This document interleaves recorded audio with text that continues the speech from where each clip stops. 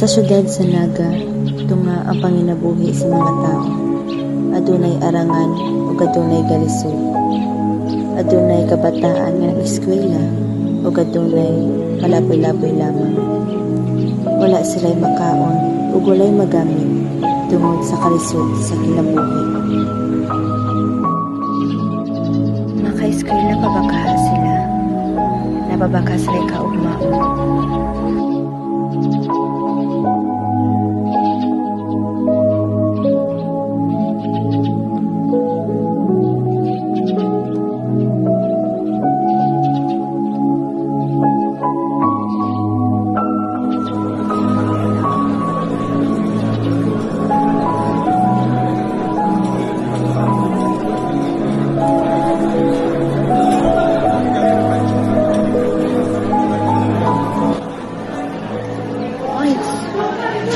Saman. Ano ito si Ma'am Gray na anak ko na ito meeting? Meeting para... LG mo ko na about sa mga kuan ba diri sa school. Okay. Di na lagi nagaduga, ano lagi nagupot. Asa ba?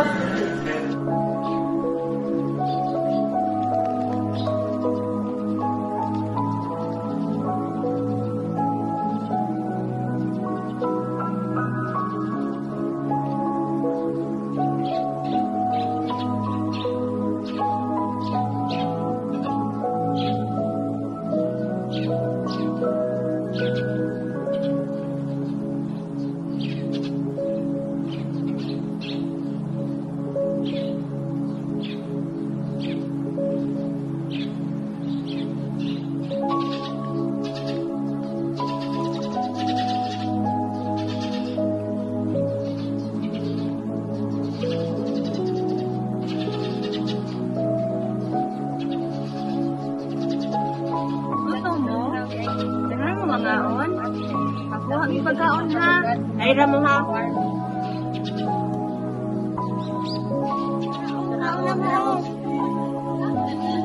Kaon ha.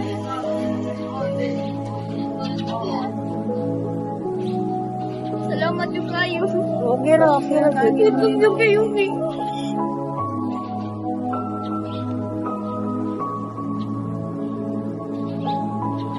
nila, no? Ito kayo no, kanang iksabutong kayo ito, magsubos sila kayo, lagatagang talaki. Sus, eskwela pa lang taron. Siguro, Juan, magagado na ko. Kung ganahan ko mag-engineer, kaya ano, ganahan ko makatungkod ito kong building para sa itong mga kulubi, no? Punta sa lagi.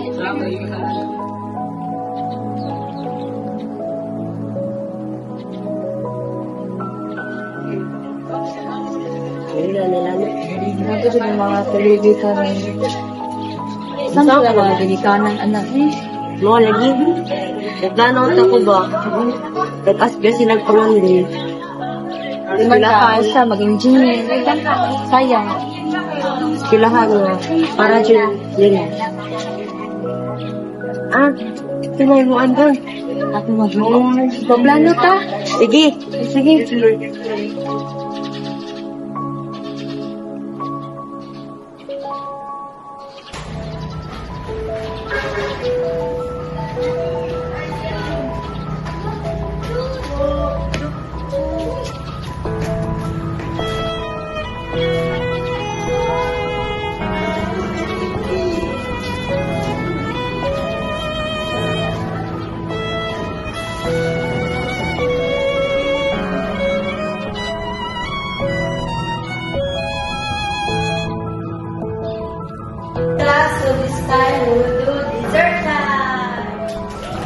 Their goal on helping and giving proper education to homeless children continued, and their goal became successful.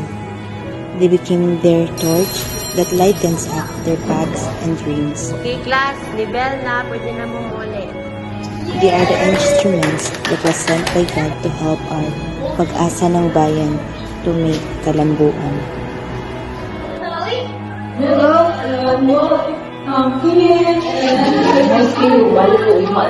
Bungan tarabon, bagyod. So, miski tarabon. Makapot na din nato ako pangatloy. Pangandoy nga engineer. Yes.